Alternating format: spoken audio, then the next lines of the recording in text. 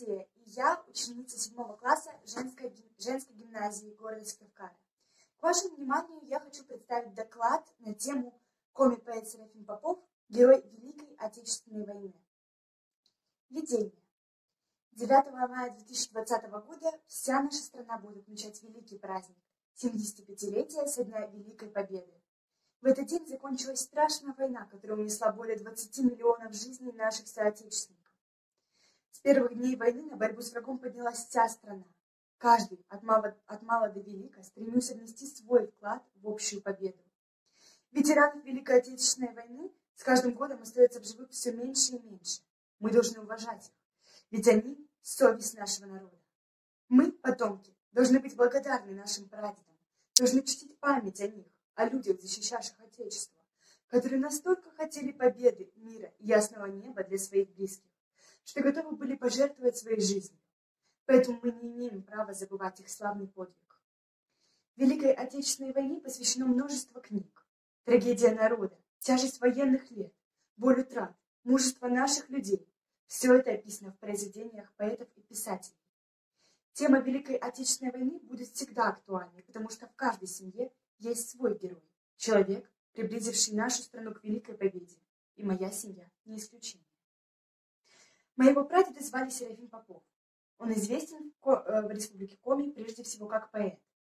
С самого детства я слышала от родных интересные истории о нем. В преддверии великого праздника мне захотелось побольше узнать о моем прадеде-герое, о его жизни в военное время, о том, как война повлияла на его судьбу и творчество, и рассказать, какой вклад он внес в великую победу. Так возникла тема моего доклада. Мне захотелось познакомиться со своими исследованиями как можно больше людей. В ходе работы над докладом были исследованы семейные фотографии, восстановлены и обработаны записи 2019-2020 годов, в которых Валентина Серафимовна, дочь поэта, рассказывает о его жизни. Полезную информацию удалось найти в библиотеке имени Серафима Алексеевича Попова, села Жешев, Республики Коми. Записанные прадедом воспоминания о войне были опубликованы в сборнике «Путь к полярной звезде», что помогло дополнить необходимую информацию о Серафиме Попове, о его жизни в военное время, о том, как война повлияла на его судьбу и творчество. С помощью поисковых сайтов нам удалось найти сведения о наградах и наградных документах, а также восстановить боевой путь Серафима Попова. Боевой путь Серафима Попова. На фронт Серафим Попов ушел в июле 1941 года. На обороте одной из его первых фронтовых фотографий есть надпись: «Еду на фронт. Вернусь? Нет. Судьба. На карту поставлена не только личная жизнь мелких граждан, а судьба нашей Родины. Никогда, никогда не хочу быть рабом. Смерть на смерть». Серафим Попов принимал участие в боях на Северном, Воронежском и Юго-Западных фронтах в период с 1941 по 1943 года. Сначала Серафим Попов был направлен помощником командира в лыжный батальон. С приближением холодов он вместе со служивцами был переброшен в Подмосковье, где солдатам пришлось держать оборону на разных участках. Когда фашисты были отброшены от Москвы, прадеда и оставшихся в живых его сослуживцев определили в стрелковый полк 15-й стрелковой дивизии и направили на Воронежский фронт. Серафим Попов участвовал также в освобождении Харькова, в боях за который получил орден Красной Звезды. Город нашим войскам пришлось отставить, а отступив, они попали под бомбежку. Вот как об этом писал Серафим Попов. Цитата. «Яркое весеннее солнце потемнело. Земля поднялась к небу. В сплошной мгле в грохоте лежало 6 солдат и ворочалась, стонала, как живая земля. Вероятно, это было то, что люди называли адом». В 1942 году при форсировании реки Дон принимал участие в боях, был ранен в ногу.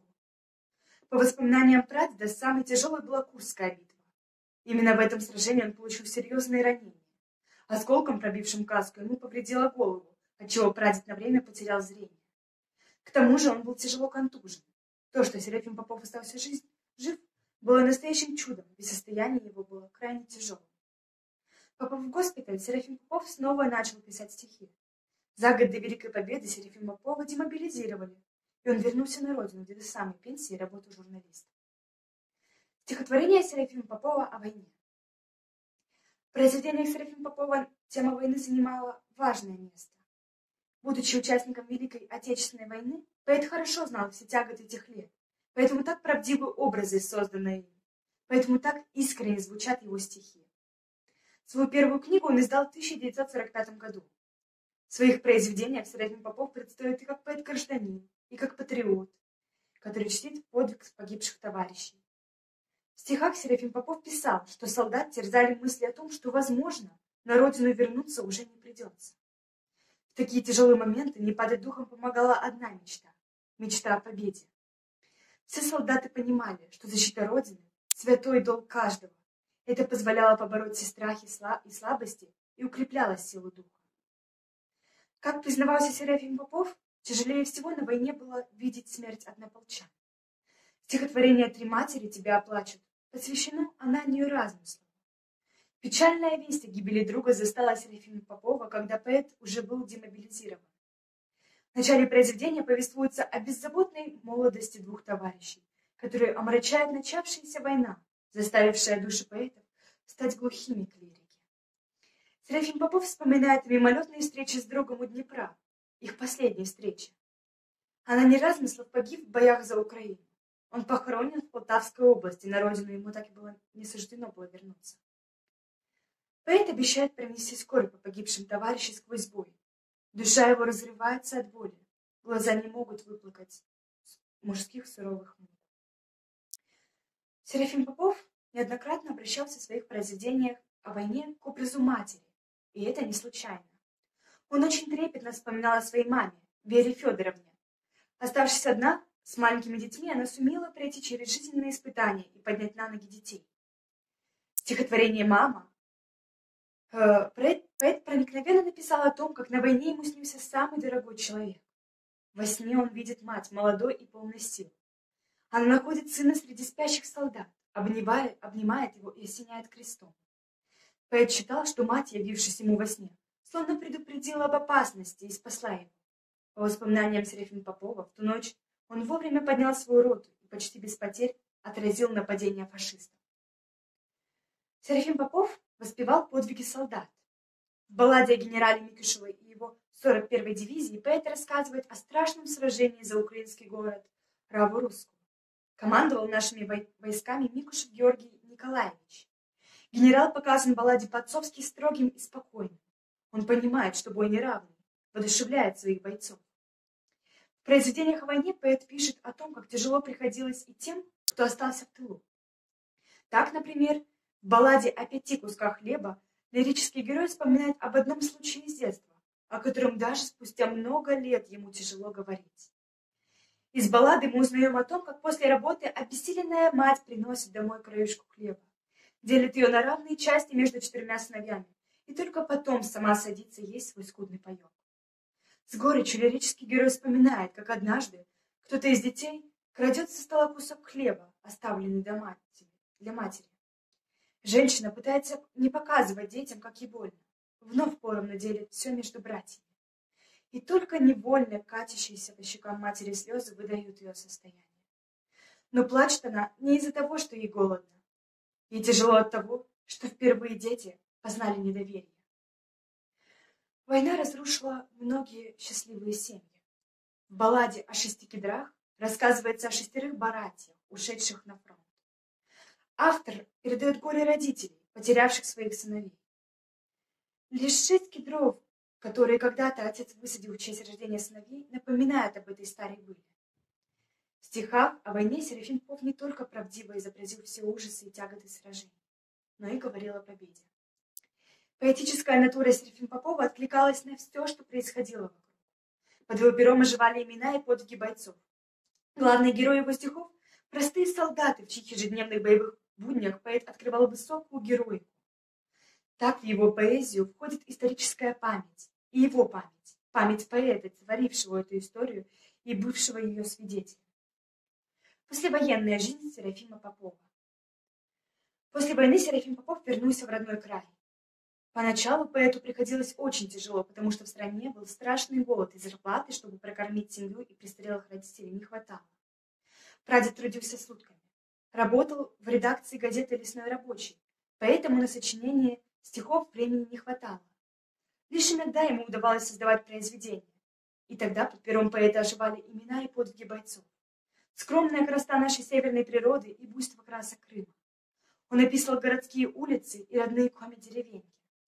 Героями его стихов были не только солдаты, но и простые жители нашей республики, чей ежедневный труд во благо Родины прадед воспринимал как настоящий подвиг.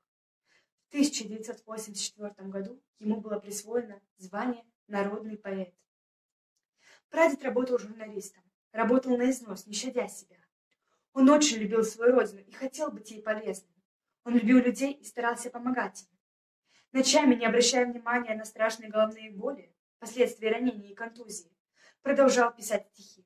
Он всегда оставался гражданином и поэтом. Любимым праздником у прадеда был День Победы. В этот праздник после парада вся семья собиралась с детьми и внуками в небольшой квартире по улице Советской. Серафим Попов сидел во главе стола при всех орденах и медалях. Он был награжден медалью за отвагу, орденом Отечественной войны первой степени, орденом Красной Звезды. Он рассказывал о боях, о том, что довелось пережить нашим солдатам. Выводы. В процессе исследования мы узнали, что Серафим Попов – участник, герой Великой Отечественной войны, внесший большой вклад в победу Советского Союза. В трудное военное время поэту и его служивцам помогали выстоять любовь к родине, к близким, стойкость, чувство долга, ответственность и самоотверженность. Проанализировав стихотворение, мы пришли к выводу, что тема войны занимала значительное место в творчестве Серафима Попова. Трагедия народа, тяжесть военных лет, боль утрат, мужество наших людей, героизм простых солдат, гибель друзей, тяжелая доля женщин, победа. Все это нашло в отражении в стихах поэта. Подводя итоги, я хочу сказать, что горжусь тем, что мой прадед принимал участие в Великой Отечественной войне и внес достойный вклад в победу. Спасибо за внимание.